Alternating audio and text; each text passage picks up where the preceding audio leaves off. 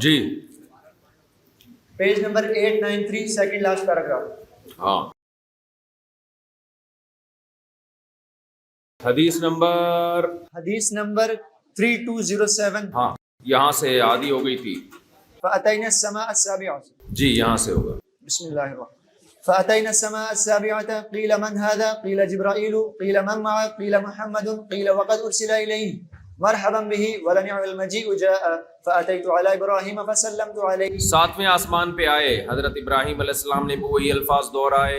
فأتيت على إبراهيم فسلمت عليه فقال مرحبا بك من ابن ونبي. صحیح ہے آسانی ہے.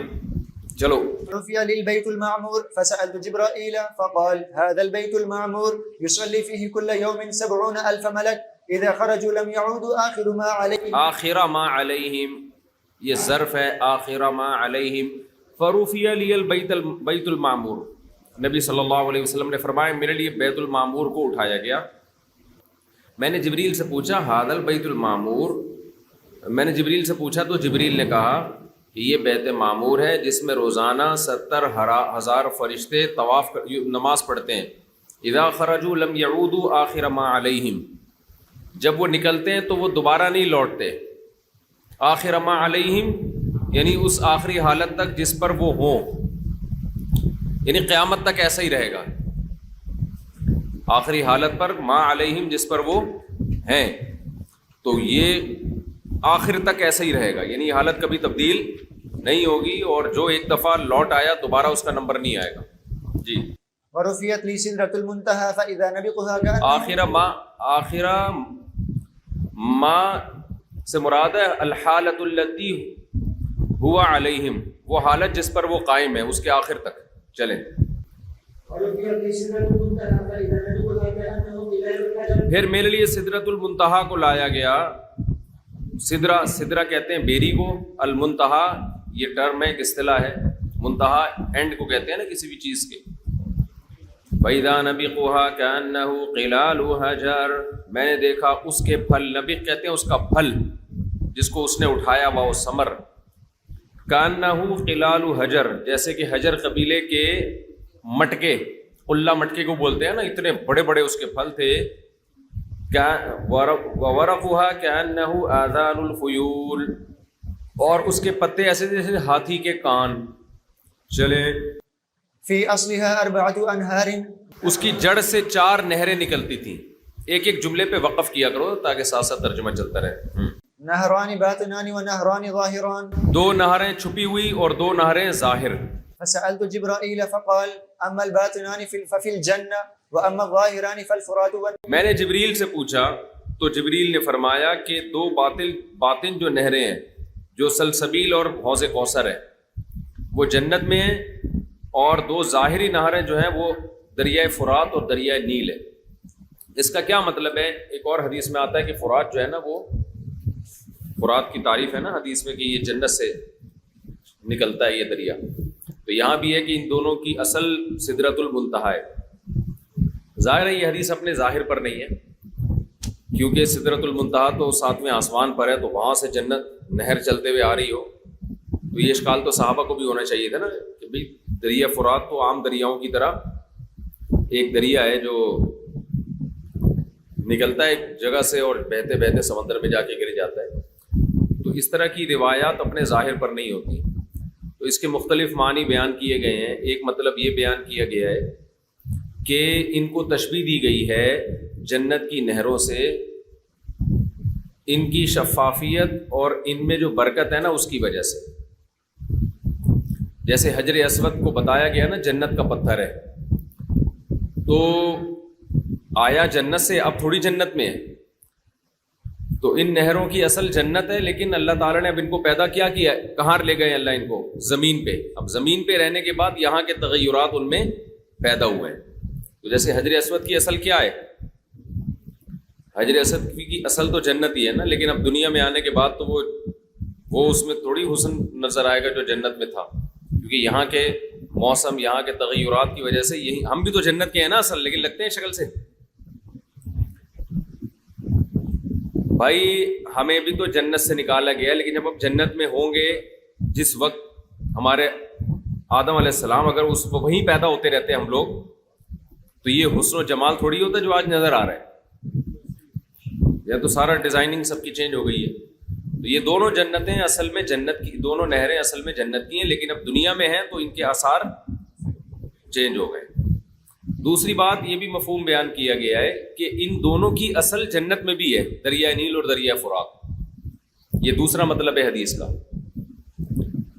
یعنی جیسے حدیث میں آتا ہے نا، اس کی مثال ایسے جیسے حدیث میں آتا ہے ہر انار میں ایک دانہ جنت کا ہے، یعنی جنت کے دانوں میں سے ایک دانہ ہے.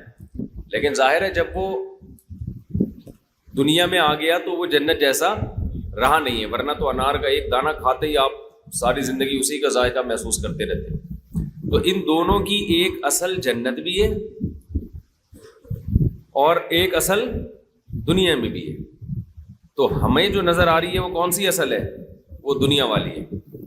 باقی ان دونوں نہروں کی فضیلت کیوں بیان کی گئی؟ اس لیے کہ جو ماہرین ہیں وہ بتاتے ہیں کہ ان دونوں نہروں کا پانی بہت میٹھا ہے اور عام نہروں کی نسبت بہت زیادہ برکت والا پانی ہے.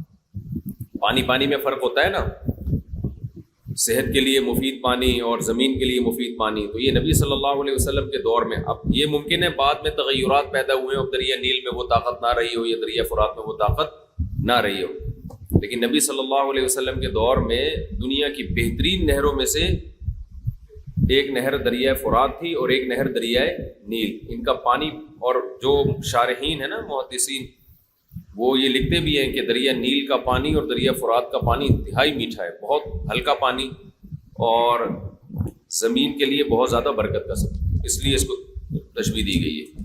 چلیں. ثم فرضت علی 50 صلاة. بعض حدیثیں آتی ہیں جن پر سائنسی لحاظ سے بڑے اشکالات ہوتے ہیں، لیکن ان کا آسان جواب یہ ہے کہ یہ اشکالات آج نہیں ہو رہے، صحابہ کے دور میں بھی ہوتے تھے.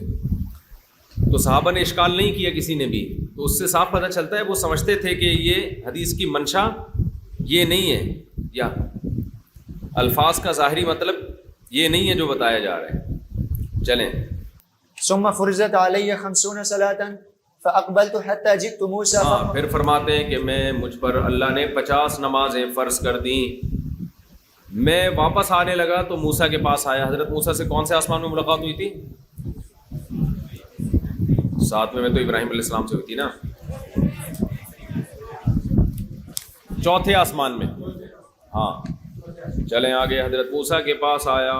فقال ما صنعت. حضرت موسیٰ نے فرمایا کیا حالات ہیں؟ قلت فرضت علی. ما صنعت کا لفظی ترجمہ تو یہ ہوتا ہے آپ نے کیا کیا، لیکن یہ اس معنی میں بھی کیا حالات ہیں، آپ کیسی گزری آپ کے ساتھ؟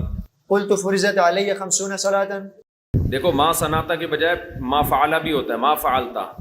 اب لفظی ترجمہ ہوگا آپ نے کیا کیا، لیکن اس کا مطلب آپ کے حالات کیا ہیں.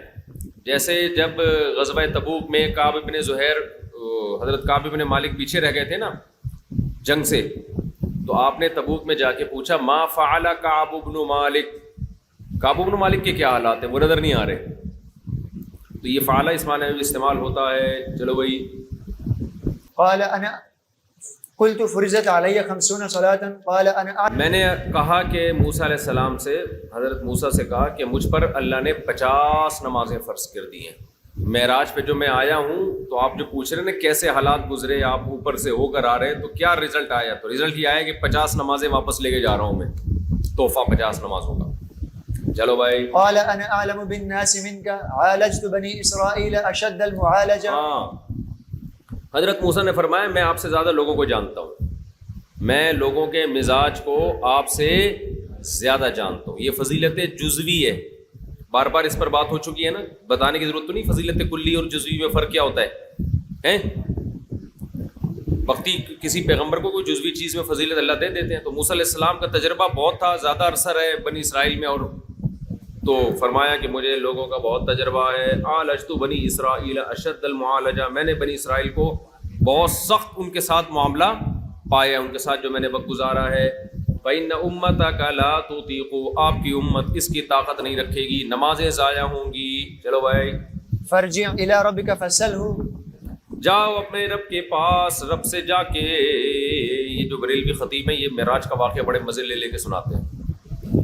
معراج کا واقعہ سننا ہو تو کسی گرین چینل سے سنو. ایسے مزے لے کے سناتے ہیں. پھر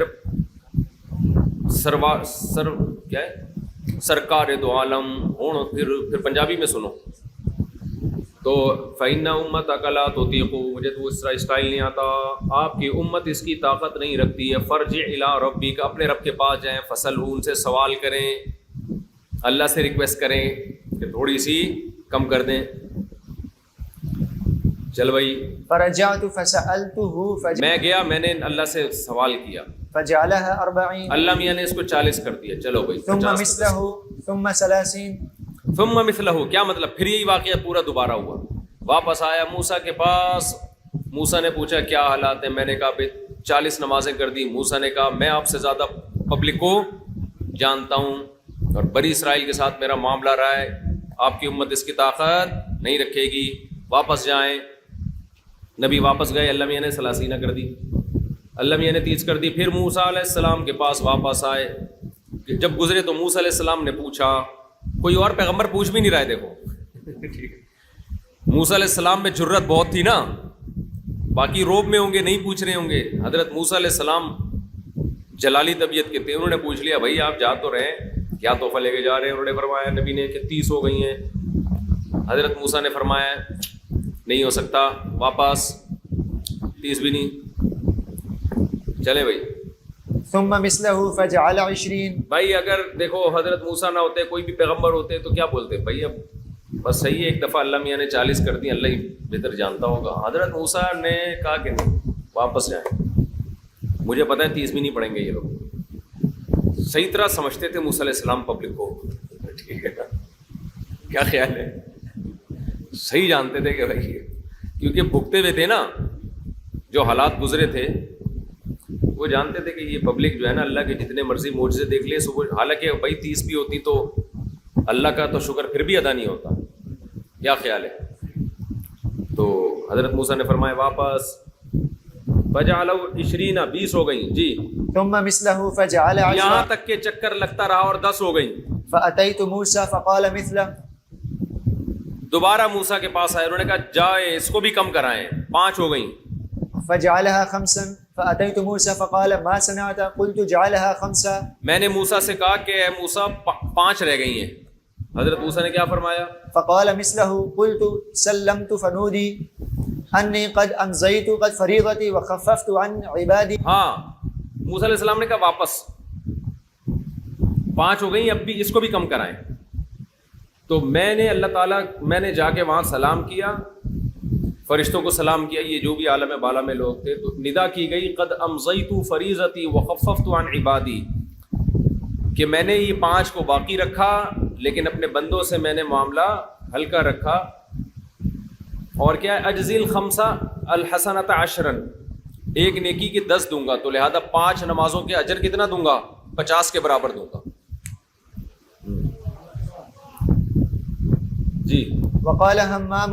نہیں, یہ حدیث کا مطلب یہ نہیں ہے نبی صلی اللہ علیہ وسلم دوبارہ نہیں گئے, بلکہ موسیٰ علیہ السلام سے فرمایا کہ جب اللہ نے 10 کی 5 کی ہیں تو مجھے ساتھ میں یہ بھی کہا کہ یہ ہیں 5 مگر ثواب کتنے کا ملے گا؟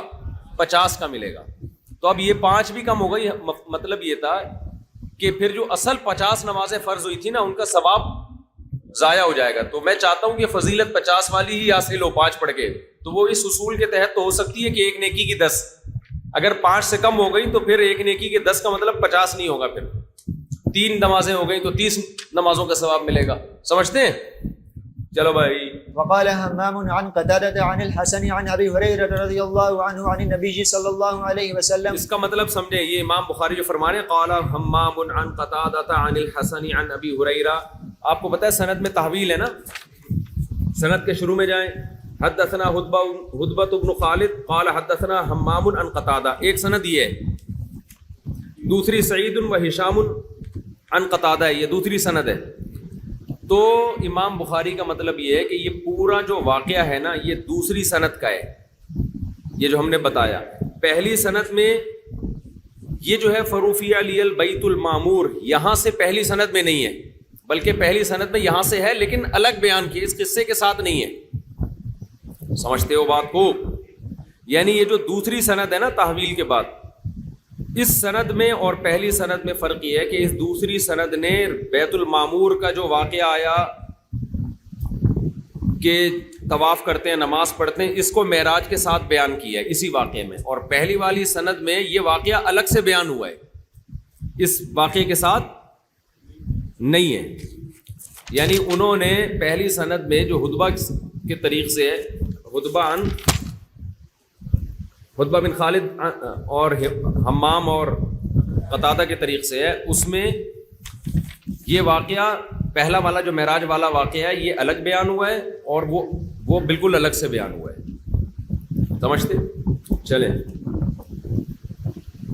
حدیث نمبر 3208 وبالسند المتصل منا إلى الإمام الهمام الحافظ الحجة أمير المؤمنين في الحديث أبي عبد الله محمد بن إسماعيل بن إبراهيم الجعفي البخاري رحمه الله تعالى قال حدثنا الحسن بن الربيع قال حدثنا أبو الأحوص عن الأعمش عن زيد بن وهب قال عبد الله رضي الله عنه قال حدثنا رسول الله صلى الله عليه وسلم وهو الصادق المصدوق قال إن أحدكم يجمع خلقه في بطن أمه 40 يوما نطفة۔ رسول اللہ صلی اللہ علیہ وسلم نے فرمایا تم میں سے کسی بھی شخص کی تخلیق کو اپنی ماں کے پیٹ میں 40 دن نطفے کی شکل میں رکھا جاتا ہے، نطفہ جو منی ہے نا، ثم يكون علقة مثل، پھر 40 دن کے لیے علقہ جمع ہوا خون، لوتھڑا جسے کہتے ہیں۔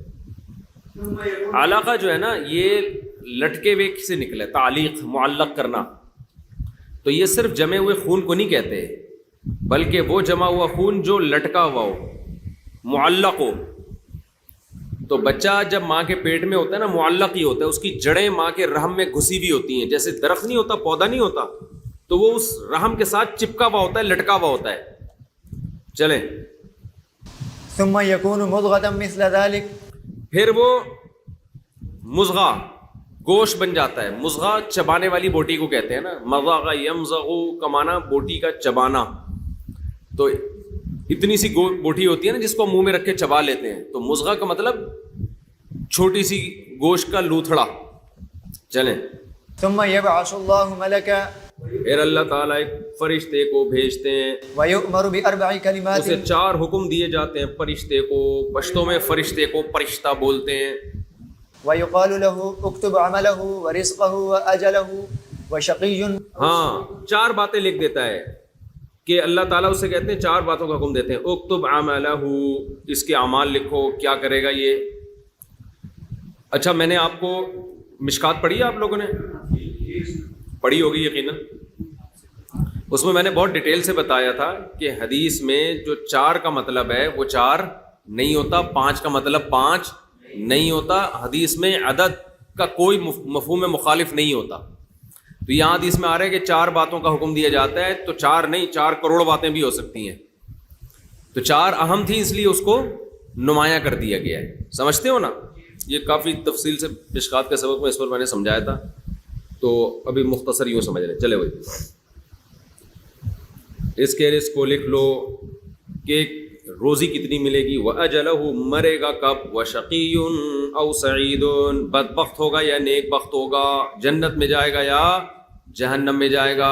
اس پر اشکال جواب بہت ڈیٹیل سے ہو چکے ہیں، ابھی دوبارہ ضرورت تو نہیں ہے؟ بھائی تقدیر کا مسئلہ ہے نا، یہ اللہ کے علم میں پہلے سے ہے کہ کون کہاں جائے گا، اللہ میاں نے حکم دے دیا، اور ویسے بھی ہمیں تو نہیں پتا کہ کہاں کے لیے ہیں۔ بھائی زید اگر بکر کو قتل کرتا ہے، میں مختصراً بتا رہا ہوں، اس مسئلے کو بھی زیادہ ڈیٹیل میں نہیں آ رہا، یہ پہلے کئی بار یہ مسئلہ بیان ہو چکا ہے کہ اس پہ جو اشکال ہوتا ہے۔ دیکھو زید بکر کو قتل کر دے، اب ہم نے زید کو پکڑا کہ تو نے بکر کو قتل کیوں کیا، زید کہہ سکتا ہے کہ یہ تو پہلے سے لکھا ہوا تھا اس کا اسی ٹائم پہ مرنا، تو میں نے کوئی نیا کام تو نہیں کیا۔ تو ہم اس کو جواب میں کیا کیا کہ اس نے اس ٹائم پہ مرنا تھا، یہ اللہ کو پتا تھا، یہ تو اور کسی کو نہیں پتا تھا، تو تمہیں تو نہیں پتا تھا نا کہ اس نے اس ٹائم پہ مرنا ہے، تو تم نے تو اپنے خیال میں جا کے ایک ایسا شخص جس کی زندگی ابھی باقی تھی تمہارے خیال میں، اس کی زندگی کو تم نے ختم کرنے کا ظلم کیا، لہٰذا تمہیں اس بیس پہ سزا ملے گی۔ تو ہر گناہ پہ جو سزا ملتی ہے وہ اس بیس پہ ملتی ہے کہ آپ کو تو نہیں پتا تھا کہ گناہ لکھا ہوا ہے، یہ تو کام کرنے کے بعد پتہ چلتا ہے کہ لکھا ہوا ہے کہ نہیں لکھا ہوا۔ اسی وجہ سے تقدیر میں یہ لکھا ہوتا ہے کہ زید یہ سمجھے گا کہ ابھی اس کی زندگی باقی ہے، لیکن زید اپنے اختیار سے اس کو قتل کرے گا، لہذا زید کا اختیار اور مؤکد ہو گیا۔ تقدیر کا عذر اس وقت چل سکتا تھا جب کوئی یہ کہتا کہ جس کو پہلے پتہ چل جاتا کہ بکر نے اس وقت مرنا ہے، یہ تقدیر لوح محفوظ وہ جھانک کے دیکھ لیتا، پھر بکر کو قتل کر دیتا، پھر ہم اس کو پکڑتے یا اللہ تعالیٰ قیامت میں سزا دیتا، وہ کہتا ہے اللہ اس کی لکھی ہوئی تھی موت، اس نے تو بچنا تھا ہی نہیں، تو میں نے تو وہی کام کیا جو تقدیر میں تھا۔ لیکن ظاہر ہے اللہ نے کسی مقرب فرشتے کو بھی غیب کا علم نہیں دیا، سمجھتے ہیں نا؟ تو کچھ چیزوں کا اللہ کسی کو علم دے سکتا ہے، جیسے یہ فرشتوں نے لکھ دیا بچے کے پیٹ میں یہ فلاں تاریخ کو مرے گا، تو اس فرشتے کو اس کی موت کا پتہ چل گیا، لیکن فرشتہ آگے مارے گا تھوڑی۔ تو گناہ کے بارے میں تو کسی کو بھی نہیں پتہ ہوتا ہے انسان کو کہ میں نے فلاں وقت میں یہ گناہ کرنا ہے یا یہ نیکی کرنی ہے۔ تو یہ دلیل اگر زید کی سمجھ میں آ جائے تو ٹھیک ہے، نہیں تو پھر زید کی گردن اڑا دی جائے گی اور بولا جائے گا کہ آپ کا بھی لکھا ہوا تھا اس وقت، تو ہم نے جیسے آپ نے بکر کو مار کے اگر کوئی جرم نہیں کیا تو ہم بھی اسی دلیل سے آپ کو مار کے، بھائی الزامی حجت تو ثابت ہو جائے گی نا، پھر آپ کا لکھا ہوا تھا نا گردن اڑنی، تو بس لکھا ہوا تھا تو اڑے گی گردن، کیا خیال ہے؟ تو اس لیے دنیا ساری آزمائش اسی پہ چل رہی ہے کہ ہم میں سے کسی کو پتہ نہیں ہے، تو پھر اعملوا فکل میسر لما خلق له، اعمال سے پتہ چلے گا کدھر کو جانا ہے اس نے۔ چلیں، پھر اس میں روح پھونکی جاتی ہے۔ یہاں ایک بہت اہم اشکال ہوتا ہے کہ روح حدیث میں آتا ہے 4 مہینے میں پھونکی جاتی ہے، سمجھتے ہو؟ اس سے بھی پتہ چل رہا ہے کیونکہ 40 دن نطفے کے ہو گئے، 40 دن علقہ کے ہو گئے، 40 دن مضغہ، یہ 3 چلے ہو گئے، تو کتنے دن ہو گئے؟ 4 مہینے۔ اب اس میں روح پھونکی جاتی ہے۔ یہاں پر ایک اشکال ہوتا ہے کہ روح تو بہت پہلے سے، یعنی جو بچے کی ہارٹ بیٹ ہے نا، جو زندگی پڑ جاتی ہے وہ تو بہت پہلے سے پڑ جاتی ہے بچے میں، بھائی شروع کے چند ہفتوں میں ہی بچے کی ہارٹ بیٹ شروع ہو جاتی ہے، اس کو ڈاکٹر حیات اور زندگی سے تعبیر کرتے ہیں کہ جان پڑ گئی ہے اس میں۔ تو حدیث میں تو آتا ہے روح اس میں بعد میں ڈالی جا رہی ہے، تو خوب سمجھ لیں، ایک زندگی وہ ہے جو میڈیکلی حیات کہلاتی ہے، اور ایک زندگی وہ ہے جس کو جو شریعت کی اصطلاح میں زندگی ہے۔ اب دیکھیں جو پودے ہیں نا، میڈیکلی زندہ ہیں یا نہیں ہیں، لیکن ان پہ کیا زندوں والے حکام شریعت جاری کرتی ہے؟ نہیں کرتی، کیونکہ شعور نہیں ہے، روح نہیں ہے۔ ابے پودوں میں حیات تو ہے، شعور نہیں ہے، تو روح جو ہے نا یہ شعور کا نام ہے۔ مطلق حیات تو اس اسپم میں بھی ہوتی ہے جو ماں کے رحم میں جاتا ہے، وہ کون سا مردہ ہوتا ہے، لیکن کیا اس کو یہ ذی روح کہہ سکتے ہیں؟ ہم نہیں کہہ سکتے۔ تو یہاں روح سے مراد ہے ایک خاص درجے کا شعور، ادراک۔ شعور کسے کہتے ہیں؟ ادراک کی صلاحیت۔ تو ایک خاص درجے کی جو ادراک کی صلاحیت ہے نا، کسی بھی درجے میں اس کی حقیقت ہمیں معلوم نہیں ہے، ایک معتد بھی ادراک جسے کہتے ہیں، ہو سکتا ہے ادراک بھی اس سے پہلے پیدا ہو جاتا ہو بچے میں، لیکن وہ اتنا معمولی ادراک ہوتا ہے کہ اس ادراک کو شریعت ادراک نہیں مانتی۔ تو ادراک ایک معتد بھی ادراک جسے کہتے ہیں، جس جو قابل ذکر شعور ہوتا ہے، وہ 4 مہینے میں پیدا ہوتا ہے، پھر یہ چینج ہوتا رہتا ہے نا۔ دیکھو بچہ جب پیدا ہوتا ہے اس وقت بھی شعور ہوتا ہے نا اس میں، تبھی تو ماں کی چھاتیوں کی طرف لپکتا ہے وہ، لیکن اتنا شعور نہیں ہوتا کہ اپنی آنکھوں کو کنٹرول کر سکے، وہ دیکھنا ادھر چاہ رہا ہے ادھر دیکھ رہا ہے، کچھ پتہ ہی نہیں ہوتا اس کو دنیا میں۔ آہستہ آہستہ یہ شعور بڑھتے بڑھتے بڑھتے بڑھتے 40 سال میں جا کے یہ شعور اپنی انتہا کو پہنچ چکا ہوتا ہے۔ سمجھ میں آ رہی ہے بات کی؟ یہ بہت اہم اشکال ہوتا ہے کہ بھئی جان تو پہلے پڑ جاتی ہے، اور یہ جو میں جواب دے رہا ہوں میں نے بہت ساری کتابوں میں جواب پڑھا ہی، کوئی مزیدار جواب نہیں ہے، تو یہ جواب یہ مجھے دماغ میں اللہ نے ڈالا ہے، صحیح ہے غلط ہے اللہ ہی بہتر جانتا ہے، مجھے یہ جواب صحیح معلوم ہوتا ہے کہ یہاں ہم حدیث کا میں جو زندگی ہے روح پڑھنا، اس کو میڈیکلی روح سے تعبیر کر رہے ہیں، تو یہیں سے غلطی پیدا ہوتی ہے، جس سے پھر ہم بہت تکلفات ہیں اس حدیث کے جواب میں نا۔ تو میں نے یہ جواب جو میں دے رہا ہوں کسی کتاب میں نہیں پڑھا ہے، لیکن مجھے یہ صحیح اس لیے لگتا ہے کہ بیس ہی ہم کیا کر رہے ہیں، ہم روح کو یا حیات کو تعبیر کر رہے ہیں میڈیکل سائنس سے، پھر میڈیکل سائنس پہ ہونے والے اشکالات پہ ہمیں اشکالات ہو رہے ہیں۔ تو وہ دیکھو 4 مہینے بعد بچے کا حمل ضائع کرنا حرام ہے نا ہر قیمت پہ. وہاں بھی اشکال ہوتا ہے کہ آپ ڈاکٹر کے پاس جو پریگننٹ خواتین 1 یا 1.5 مہینے میں چلی جائے تو ڈاکٹر کہتی ہے حمل نہیں گرائیں گے ہم کیونکہ بچے کی ہارٹ بیٹ اسٹارٹ ہو گئی ہے. تو وہاں بھی یہی اشکال ہو. گرانا تو 1 دن کا بھی جائز نہیں ہے, لیکن بہت شدید کوئی عذر ہو تو پھر 4 مہینے سے پہلے گرا سکتے ہیں. شدید عذر کی بھی ڈیٹیل نہیں بتاؤں گا, وہ اصحاب افتاء سے پوچھ سکتے ہیں آپ. لیکن 4 مہینے کے بعد کسی قیمت پہ بھی گرانا جائز نہیں. وجہ اس کی ہے کہ قتل نفس ہے, کسی بھی وجہ سے قتل کر سکتے ہیں آپ, کوئی بھی وجہ ہو نہیں قتل, اس کا بھی اتنا ہی زندہ رہنے کا حق ہے جتنا ایک عام آدمی کا زندہ رہنے کا حق ہے. تو یہاں بھی ایسا ہی ہے. تو یہ جو سائنسی اشکال ہوتا ہے یہ اس بیس پہ ہوتا ہے کہ ہم حیات کو, روح کو تعبیر کر رہے ہیں میڈیکل سائنس سے. تو میڈیکل سائنس میں تو ہارٹ بیٹ شروع ہو گئی تو وہ کہتے ہیں بچے میں زندگی پڑ گئی ہے. لیکن شریعت میں روح جو یہاں بتائی گئی ہے وہ روح میڈیکل نہیں ہے بلکہ شعور کا نام ہے. تو یہ روح, یہ جو شعور ہے نا آپ کا شعور, یہ بڑھتا رہتا ہے. روح مطلق زندگی کو بھی کہتے ہیں, مطلق حیات کو بھی کہتے ہیں, لیکن اصل میں روح کس کو کہتے ہیں؟ شعور کو. تبھی پودوں میں روح نہیں ہوتی, شعور نہیں ہوتا نا ان کے اندر. آپ کوئی لطیفہ سنائے ہنسیں گے. تو اسی طرح چھوٹے بچے میں شعور کم ہوتا ہے پھر بڑھتا رہتا ہے. تو 4 مہینے وہ مدت ہے جس میں بچے میں ایک خاص نوعیت کا شعور پیدا ہو گیا ہے, اتنا شعور کہ اب اس کا قتل جائز نہیں ہے. بہت سے احکامات میں وہ زندہ چلتے پھرتے انسانوں کے مشابہ ہو گیا ہے. اس میں وہ احساسات, اس کے شعور کو ہم شعور بھی کہہ سکتے ہیں, ادراک کی صلاحیت بھی کہہ سکتے ہیں, احساس بھی کہہ سکتے ہیں. اس کے احساسات کیا ہو جاتے ہیں؟ حس پیدا ہو جاتی ہے اس میں. چلو.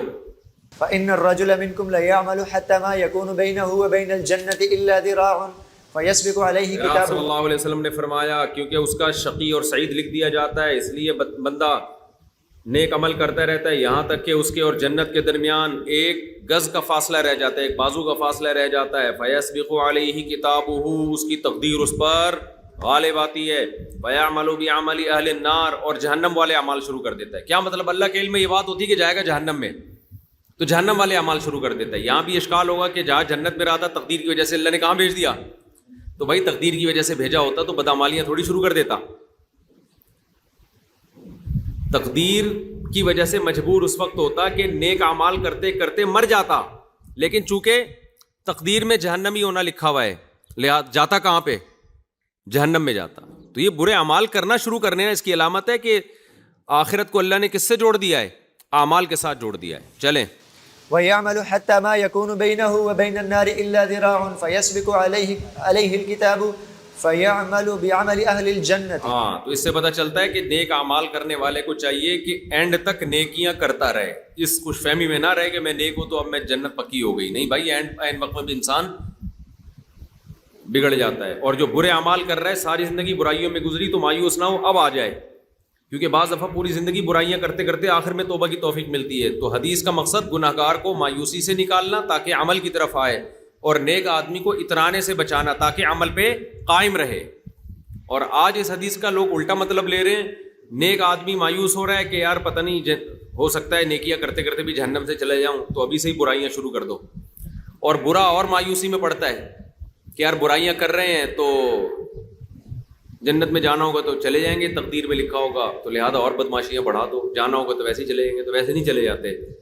اعمال کے ساتھ اللہ نے جوڑ دیا. اور یہ بھی پتہ چلتا ہے کہ اعمال کا مدار خاتمے پر ہے.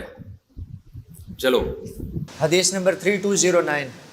وبه قال حدثنا محمد بن سلام قال حدثنا مخلد قال أخبرنا ابن جريج قال أخبرني موسى بن عقبة عن نافع قال قال أبو هريرة رضي الله عنه عن النبي صلى الله. یہ جب بھی ابن جریج کا نام آتا ہے نا ہمارے مولانا صاحب پر بڑا اشکال ہوتا ہے مجھے. انہوں نے اہل حدیث کی مخالفت میں ابن جریج کو ضعیف کہہ دیا, کیونکہ رفع الیدین کا راوی بھی ہے نا. یہ بھی غلو ہے نا یار, ٹھیک ہے نا. تو ادھر سے بھی بہت غلو ہوتا ہے, لیکن بعض دفعہ ہمارے مناظر بھی کیا کرتے ہیں, عوام کو تو پتہ نہیں نا ابن جریج کا. اب جو حدیث پڑھنے والے لوگ ہیں ان کو تو پتہ ہے ابن جریج کتنا مضبوط راوی ہے, اس پہ تدلیس وغیرہ کے تو ہیں, لیکن بذات خود ایک راوی کو الاطلاق ضعیف کہہ دینا, اور ضعیف اس بیس پہ کہنا کہ استمتع ب70 مرتن, ان کے احوال میں کہ انہوں نے 70 عورتوں کے ساتھ استمتاع کیا ہے. استمتاع کا مطلب متع، ظاہری لفظ یہی ہے. تو اس بیس پہ انہوں نے ضعیف قرار دیا کہ 70 عورتوں سے متع کیا انہوں نے، حالانکہ بخاری مسلم کے راوی ہیں نا.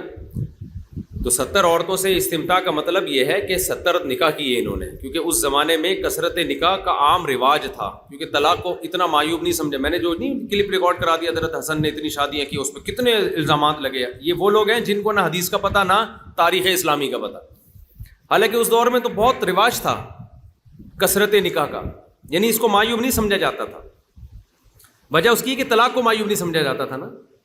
بہت سے اسلاف میں ہمارے ایسے گزرے جو طلاق، اگرچہ جمہور کا قول یہی ہے کہ طلاق معیوب ہے، تبھی جمہور صحابہ سے 4 سے زیادہ نکاح منقول نہیں ہے کہ طلاق دے کے کسی اور کو اس سے شادی کی ہو. جمہور اسی کے قائل تھے کہ طلاق ناپسندیدہ ہے، لیکن اسلاف میں بعض صحابہ و تابعین ایسے گزرے ہیں جو طلاق کو ناپسندیدہ نہیں سمجھتے تھے. وہ سمجھتے تھے کہ طلاق جب ناپسندیدہ، جب عورت کو نقصان ہو تو وہ نقصان ہونے نہیں دیتے تھے. جیسے حضرت حسن کثرت نکاح بھی کی، طلاق کی بھی کثرت تھی، تو وہ عورت کو بہت زیادہ مال دیا کرتے تھے. جب طلاق ہو عورتیں واضح خوش ہو جاتی تھی کہ بہت زیادہ دیتے تھے نا مال. تو بعض مصنف ابن ابی شیبہ میں، مصنف عبد الرزاق میں حدیث میں باقاعدہ باب باندھا گیا ہے کہ جو باب اس بارے میں کہ طلاق معیوب نہیں ہے، تو ان صحابہ اور تابعین کے عمل کا اور اقوال کا ذکر ہے جو طلاق کو بالکل معیوب نہیں سمجھتے تھے. لیکن جمہور اس کے قائل تھے کہ یہ معیوب ہے، اور جمہور کا قول دلیل کے لحاظ سے مضبوط ہے، کیونکہ ان ابغض الحلال الی اللہ طلاق، حلال چیزوں میں سب سے ناپسند کیا ہے؟ طلاق ہے. لیکن اسی میں وہ بعض جو جمہور سے ہٹ کر ان کی بھی دلیل ہے، وہ کہتے ہیں حلال تو ہے نا، ناپسندیدہ ہے تو کیا ہوا. لیکن بات یہی ہے کہ نبی نے یہ عنوان قائم اس لیے کیا کہ حلال ضرورت کے وقت ہے، بلا وجہ ناپسندیدہ ہے. سمجھتے ہیں کہ نہیں سمجھتے؟ باقی اس کو شریعت میں صاف لفظوں میں حرام کیوں نہیں کہا، اس میں حکمتیں، وہ پھر فقہ کا موضوع ہے. کبھی فقہ میں کتاب الطلاق پڑھا تو انشاءاللہ صلو علی الحبیب وہاں یہ مسئلہ سمجھائیں گے. بخاری میں سارے مسائل بخاری میں ہی آ گئے تو کتاب کا بہت بڑا حصہ رہ جائے گا. تو استمتع ب70 مرتن کا مطلب یا تو آپ نے 70 نکاح کی، اور اگر 70 متع بھی کیے بالفرض، تو تابعین میں بعض حضرات متع کے جواز کے قائل تھے. یہ وہ لوگ تھے جن کو متع کے حرام ہونے کی دلیل نہیں پہنچی تھی. سمجھتے ہیں؟ جیسے جابر بن عبداللہ رضی اللہ عنہ کتنے جلیل قدر صحابی ہیں، وہ بھی متع کے جواز کے قائل تھے شروع میں. خود عبداللہ بن عباس سے منقول ہے متع کا جواز، لیکن بعد میں رجوع بھی ثابت ہے. تو متع حرام ہو گیا تھا بہت پہلے اسلام میں، لیکن اس کے حرمت کی دلیل بہت سے لوگوں تک نہیں پہنچی، یا بعض تک پہنچی، ان کی نظر میں اس کا مفہوم کچھ اور تھا. لیکن بعد میں اہل سنت کا اس پر اجماع ہو گیا. حضرت عمر نے تو سختی کر دی تھی، انہوں نے کہا کہ جو متع کرے گا نا میں اس کو زنا کی سزا دوں گا. تو اب فتویٰ اسی پر ہے پوری امت کا، چاروں ائمہ ہے. دیکھو جب بھی پوری امت کی بات ہوتی ہے تو اہل سنت والجماعت مراد ہوتے ہیں، اس میں انہی کا اجماع معتبر ہے. تو اہل سنت والجماعت کا اجماع ہے کہ زنا میں اور متع میں کچھ ذرہ برابر بھی فرق نہیں ہے، بال برابر بھی فرق نہیں ہے. بلکہ اس لحاظ سے متع زیادہ بڑا گناہ ہے کہ آپ اس میں زنا پر 2 بندوں کو گواہ بھی بنا لیتے ہو. بعض لوگ کہتے ہیں نا یہ فرق ہے کہ اس میں گواہ نہیں ہوتے، اس میں گواہ ہوتے ہیں. تو مطلب یہ ہے کہ وہ زنا کرتے ہوئے آپ 2 بندوں کو گواہ بھی بنا رہے ہو. کیونکہ بنیادی فرق نکاح میں اور متع میں یہ ہے کہ نکاح وقت کا پابند نہیں ہوتا، اور متع کیا ہوتا ہے؟ وقت کا پابند. اور یہ عدالتی خلا نے زنا کو، نکاح کو متع سے بھی آگے لے گیا ہے. عدالتی خلا کیوں لے گیا ہے؟ سمجھو اس بات کو. دیکھو نکاح میں کیا ہوتا ہے کہ مرد کو حق ہوتا ہے کہ وہ چاہے طلاق دے دے، نہیں دینا چاہے تو عورت ساری زندگی کے لیے پابند ہے. گرل فرینڈ بوائے فرینڈ میں کیا ہوتا ہے کہ دونوں کو ہر وقت حق ہوتا ہے کہ جب بھی چاہیں ایک دوسرے کو چھوڑ دیں. جیسے لیونگ ریلیشن ہوتا ہے نا، جب بھی چاہیں ایک دوسرے کو چھوڑ دیں. تو جو عدالتی خلا میں جس میں عورت کو طلاق کا مکمل اختیار دے دیا، اس نے نکاح کو لیونگ ریلیشن بنا دیا کہ نہیں بنا دیا؟ کہ مرد جیسے جب چاہے چھوڑ سکتا ہے، عورت بھی جب چاہے چھوڑ سکتی ہے. تو گرل فرینڈ میں اور نکاح میں فرق کیا ہو گیا؟ آپ کہہ سکتے ہیں یہ فرق ہو گیا، اس میں گواہ ہوتے ہیں، گرل فرینڈ میں گواہ نہیں ہوتے. تو وہی بات تو متع میں ہے. شیعہ حضرات بھی کہتے ہیں کہ متع میں 2 گواہ ہوتے ہیں اور اس میں زنا میں گواہ نہیں ہوتے. تو اس کا مطلب زنا پہ اگر 6 بندوں کو گواہ بنا لو تو وہ کیا زنا نہیں رہے گا کیا؟ یار تم لوگ کی سمجھ میں بات کیوں نہیں آ رہی ہے؟ بہت ٹیکنیکل پوائنٹ کی بات ہے، ٹو بی نوٹڈ ہے. یہ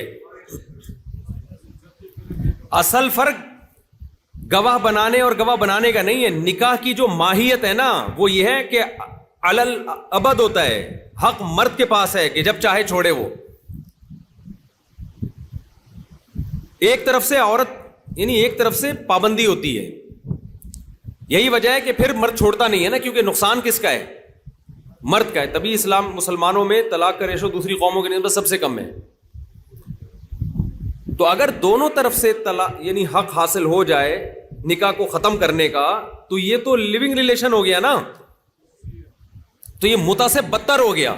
اس لیے کہ متع میں تو پہلے سے ایگریمنٹ ہوتا ہے کہ 1 ہفتے تک تو ہمارا نکاح ہے, 1 ہفتہ یا 1 مہینہ, تو وہ کم از کم 1 مہینے تک تو پابند ہوتے ہیں نا. عدالت نے جو عورت کو ڈیورس کا حق دے دیا ہے 1 سیکنڈ کے لیے بھی وہ پابند نہیں ہے. جب یعنی آج نکاح ہوا کل ٹوٹ سکتا ہے, 1 منٹ کے بعد ٹوٹ سکتا ہے, 1 گھنٹے کے بعد وہ نکاح ٹوٹ سکتا ہے, 6 مہینے کے بعد ٹوٹ سکتا ہے. تو یہ متع سے بدتر ہے کہ نہیں ہے؟ تو یہ پورا سیٹ اپ ہی اسلام کا فلسفہ ہی عدالتی خلا نے تباہ و برباد کر دیا. اور ہمارے مذہبی طبقہ جس طرح سے اس پہ خاموش ہے, میں حیران ہوں یار, اس پہ آواز کیوں نہیں اٹھا رہے؟ خدا کی قسم, یہ آسیہ بی بی کا کیس, یہ LGBT کا کیس, اور یہ جتنے ہمارے کیسز جو سیاسی تنظیمیں اٹھا رہی ہیں ان میں سب سے زیادہ اہم ترین کیس کیا ہے؟ وہ یہ عدالتی خلا ہے جس کے خلاف آواز اٹھانی چاہیے, کیونکہ اس نے نکاح کو زنا بنا دیا ہے. سمجھتے ہو بات کو کہ نہیں سمجھتے؟ یعنی عملاً زنا بنا دیا ہے. شرعی لحاظ سے تو ابھی بھی نکاح ہی ہے, کیونکہ شرعاً تو حق کس کے پاس ہوگا؟ مرد کے پاس ہوگا. لیکن جو مرد کو اللہ نے حق دیا اور عورت کو نہیں دیا, اس کا جو فلسفہ تھا وہ اس عدالتی خلا میں بالکل ختم ہو گیا ہے. لیکن اس پہ کوئی آواز ہی نہیں اٹھا رہا. سمجھتے ہو بات کو کہ نہیں سمجھتے؟ تو چپ ہیں بالکل, حیرت ہو رہی. تو بہت زبردست اس پہ تو ساری اس دینی تنظیموں کو اور لبرل لوگوں کو بھی اس پہ تو جمع ہونا چاہیے, کیونکہ یہ تو فیملی سسٹم کی ایسی کی تیسی ہو گئی ہے بالکل. کیونکہ قانون میں لکھا ہوا ہے کہ عورت جب چاہے گی نا بغیر کسی ریزن کے وہ خلا لے سکتی ہے اور طلاق ہو گئی. تو اس کا مطلب جو نکاح ہو رہے ہیں اس میں دونوں کو کسی بھی وقت بریک اپ کا حق ہے, تو تکلف کی ضرورت کیا ہے نکاح کی؟ بھائی گرل فرینڈ بوائے فرینڈ میں بھی یہی ہوتا ہے نا. آپ کہہ سکتے ہیں اس میں ایجاب و قبول نہیں ہوتا, تو کر لو ایجاب و قبول میں کتنا ٹائم لگتا ہے؟ ابے سمجھ رہے ہو بات کو کہ نہیں سمجھ رہے ہو؟ وہی بات ہے جیسے شیعہ کہتے ہیں نا متع میں اور زنا میں فرق ہے کہ متع میں گواہ ہوتے ہیں, تو ابے زنا میں 2 گواہ بنا لے. اگر وہ بھی اصل فرق جو متع میں اور نکاح میں ہے وہ سمجھ رہے ہو نا, ایک طرف سے کیا ہوتی ہے؟ پابندی ہوتی ہے. تو جب وہ پابندی ختم تو اس کا مطلب نکاح کیا بن گیا؟ عملاً زنا جیسا ہی بن گیا. پھر وہ دونوں فزیکل ریلیشن جب تک رکھنا چاہیں رکھ سکتے ہیں, نہیں رکھنا چاہیں تو عورت بھی کہہ سکتی ہے میں نے نہیں رہنا. پوری دنیا میں یہ سیٹ اپ چل رہا ہے, اور اس پہ کوئی مسلم اسکالرز نہ بول رہے ہیں, ان کو پتہ ہی نہیں ہے. بلکہ بعض تو ان کی عدالتی خلا کی تائید میں بیانات دے رہے ہیں کہ نہیں جی اسلام میں خلا کا رائٹ ہے, عورت کے پاس بھی ہے, عورت کے پاس بھی خلا کا رائٹ ہے. ابے تم تو جاہل ہو, تم نے کچھ بھی نہیں پڑھا یار قرآن و سنت. تو خلا کا رائٹ تو ہے, لیکن اس کا مطلب کیا ہے؟ یہ بڑے بڑے پڑھے لکھے اسکالرز کے اس طرح کی اسپیچز آنا شروع ہو گئی. اس سے پتہ چلتا ہے کہ یہ دور علم کا نہیں ہے, یہ جہالت کا دور ہے. اور یہ وہی دور ہے جس کے بارے میں بخاری مسلم کی حدیث ہے کہ نبی صلی اللہ علیہ وسلم نے فرمایا کہ علماء اٹھا لیے جائیں گے, لوگ جاہلوں کو کیا بنا لیں گے؟ سردار. بس انگلش کے چند ٹھش پش کر لیتے یوٹیوب پہ بیٹھ کے, کچھ ٹھش پش آ گئی ہے, کچھ ریفرنسز آ گئے ہیں آیتوں کے اور احادیث کے, ان ریفرنسز پہ پورا دین کے فلسفے کا مدار رکھ لیا, اور لوگ ان سے متاثر ہو رہے ہیں کہ یار جب بات کریں گے ریفرنسز سے کریں گے. یہ نہیں پتا کہ اوپر سے بالکل خالی علم سے بالکل خالی ہیں لوگ. نہ اجماع امت کا پتہ ہے, نہ مسائل کا پتہ ہے, نہ خلا کے لفظ کا پتہ ہے. فلا جناح علیہما فی مفتدت بہ سے کتنا واضح. فدیہ تو جانبین کی رضامندی سے ہوتا ہے, اور فدیے کے لفظ میں پتہ چل رہا ہے کہ عورت پابند ہے, کیونکہ فدیہ کون دیتے ہیں؟ قیدی دے کے چھڑاتے ہیں اپنے آپ کو. تو عورت قید نہیں ہے, لیکن نکاح میں وہ قید ہے. جب تک مرد نہیں چھوڑے گا وہ نہیں چھوٹ سکتی. فدیہ کا لفظ بتا رہا ہے, لا جناح علیہما کا لفظ بتا رہا ہے, ہر چیز سے کورے ہیں. اور اتنے کورے ہیں کہ ان اسکالرز کو آپ سمجھانے بیٹھے تو ان کے پاس سمجھنے کے لیے جو صلاحیت ہونی چاہیے نا وہ بھی نہیں ہے. تو علماء نے کہا ہے نا کہ جاہل سے مناظرہ کرو گے ہمیشہ ہارو گے. کیوں؟ اس کی تو کوئی بیس ہی نہیں ہے نا کسی بھی چیز. چلیں آگے, سوال ہے لائن دے دیں آگے. چلو بھائی ڈبل اے. تابعه ابو عاصم عن ابن جريج قال اخبرني موسى بن عقبة عن نافع عن ابي هريرة رضي الله عنه عن النبي صلى الله عليه وسلم قال اذا احب الله. ہاں یہ کہہ رہے ہیں بھائی نکاح میں تو مرد کو طلاق کا حق دیا گیا ہے, لیکن اگر عورت پہ ظلم ہو رہا ہے مرد کی طرف سے تو عورت کو شریعت میں اس سلسلے میں کیا حق دیا ہے؟ اگر ظلم ہو رہا ہے نا معتد بھی تو اسباب فسخ نکاح کو وہ اختیار کر سکتی ہے. ظلم تو ہونا, ہم تو اس قانون کی بات کر رہے ہیں, قانون جو پاکستان کا ہے وہ یہ نہیں ہے کہ ظلم ہو رہا ہے تو خلا تو ایگریمنٹ ہے, وہ تو کسی صورت میں مرد کی رضامندی کے بغیر نہیں ہو سکتا. ہاں نکاح فسخ ہو سکتا ہے. فسخ نکاح یہ ہے کہ مرد طلاق نہیں دے رہا, ظلم بھی نہیں چھوڑ رہا, تو عورت جائے کورٹ میں اور کہے کہ آپ نکاح فسخ کر دیں. علماء نے تو اتنا بڑا دل کر دیا کہ خلا میں جہاں مرد واقعی ظلم کر رہا ہے اور ظلم ثابت بھی ہو جائے تو علماء تو پھر بھی اس کے نکاح کے ختم ہونے کا فتویٰ کہہ دیتے ہیں کہ ججوں کو نہیں پتا کہ خلا اور فسخ نکاح کیا ہوتا ہے, تو ہم یہی تعبیر کر لیتے ہیں فسخ نکاح کی ہے, نام کیا دے دیا اس کو, خلا کا دے دیا. بنوری ٹاؤن والے تو نہیں دیتے فتویٰ بالکل کسی صورت میں, کہتے ہیں خلا ہے ہی نہیں تو کہاں سے دے دیں ہم. اصولی لحاظ سے ان کی بات کیا ہے, بالکل ٹھیک ہے, وہ تو عدالت کے ہر خلا کو کالعدم قرار دے رہے ہیں, اور اصولی لحاظ سے بنوری ٹاؤن کا فتویٰ درست ہے کہ بھئی خلا تو ایگریمنٹ کا نام ہے نا. لیکن جامعۃ الرشید اور دارالعلوم کورنگی تھوڑے براڈ مائنڈیڈ ہو کے وہ فتویٰ دے دیتے ہیں کہ اگر ظلم ثابت ہو جائے تو ہم کہتے ہیں خلا نہیں بنتا, فسخ نکاح کے اسباب بنتے ہیں.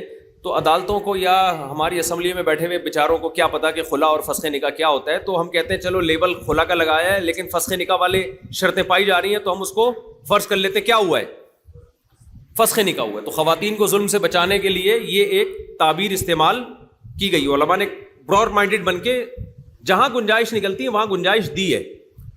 تو اتنی گنجائش کے بعد بھی میرے بھائی بہت سی جگہ بالکل بھی گنجائش نہیں بن رہی ہے. تو ظلم اگر ہو رہا ہے نا, جیسے بے تحاشا مارتا پیٹتا ہے, یا یہ کہ بنیادی نان نفقے سے ہی محروم کیا ہوا ہے, اس طرح کے کوئی واضح ظلم ہے, تو وہ اس میں عورت جا کے, یہاں تک علماء نے اتنا براڈ مائنڈیڈ بنے کہ اصولی طور پر تو عورت کا یہ ثابت کرنا ہے کہ اس نے یہ ظلم کیا ہے. یہاں تک ہم فتویٰ دیتے ہیں کہ اگر کورٹ میں مرد نہیں بھی آ رہا نا, عورت کے پاس گواہ نہیں, تو نہ آنا ہم فرض کر لیتے ہیں کہ الزامات اس نے اپنے اوپر مان لیے.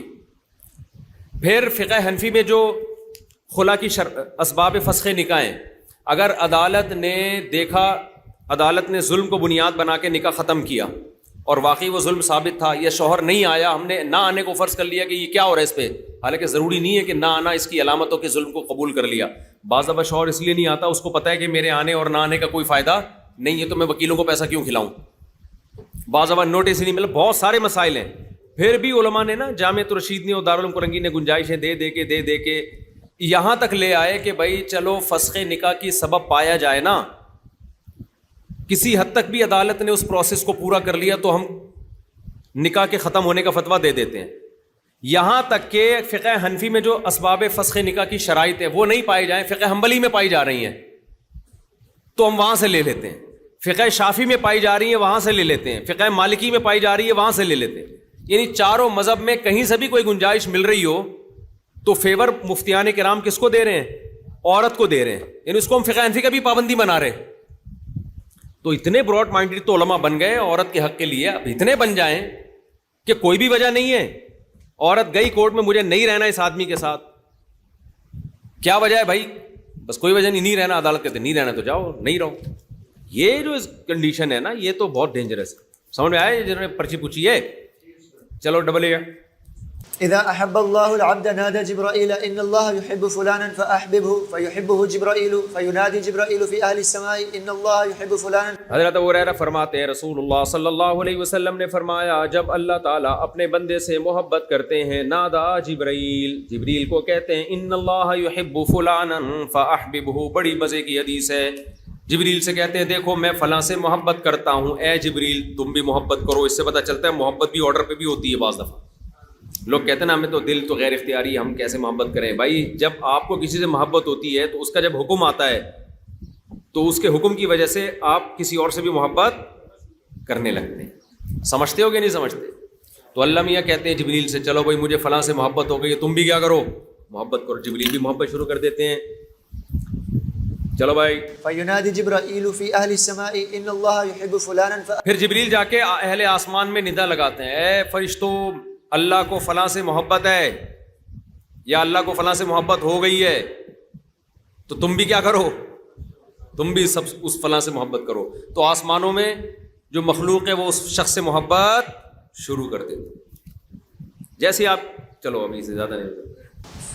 فيحبه أهل السماء ثم يوضع له پھر وہ محبت زمین میں رکھ دی جاتی ہے، پھر لوگ بھی اس سے محبت کرنا شروع کر دیتے ہیں. لیکن یاد رکھو یہاں لوگوں سے وہ لوگ مراد ہیں جو فطرت سلیمہ پر قائم ہوں، اچھے لوگ ہوں، کیونکہ اچھے لوگوں سے بروں کو محبت عام طور پر نہیں ہوتی. اس کی دلیل یہ ہے کہ سب سے زیادہ تو نبی صلی اللہ علیہ وسلم محبوب ہے نا، لیکن کیا سب کی نظر میں محبوب ہیں؟ کتنے بدبخت لوگ دنیا میں ایسے ہیں جو رسول اللہ صلی اللہ علیہ وسلم کی توہین کرتے ہیں، گستاخیاں کرتے ہیں. تو ظاہر ہے جو بھی چاہے غیر مسلموں میں بھی جو فطرت پہ ہوگا نا، فطرت کے قریب ہوگا، وہ نبی صلی اللہ علیہ وسلم سے محبت کرے گا. اور ہیں ایسے ہندو بھی ہیں جو نبی سے محبت کرتے ہیں. تو اس سے پتہ چلتا ہے بھائی نیک اعمال کا اللہ دنیا میں بھی بدلہ دیتے ہیں. آپ نیک اعمال کرو گے تو آخرت تو بعد میں ملے گی، دنیا میں اللہ تعالیٰ لوگوں کی محبتیں آپ کے دلوں میں ڈال دے گا، تمیز والے لوگوں کے دلوں میں ڈال دے گا اللہ تعالیٰ. صلو علی الحبیب. اللهم زوجنا آمين.